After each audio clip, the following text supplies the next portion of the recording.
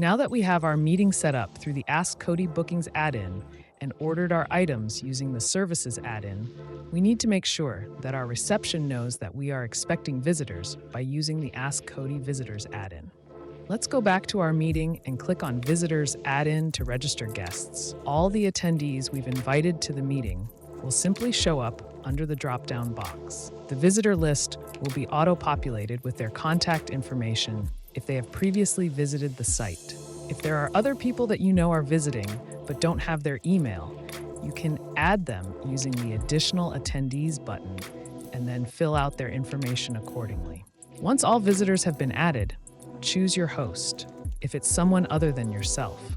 Next, if you have multiple entry areas at your location, you can choose your reception for your visitors to check in. Now you can send out the invitation to our visitors, who will automatically receive a customized email or SMS welcome message. Then, when they check in, the host will be notified of their arrival.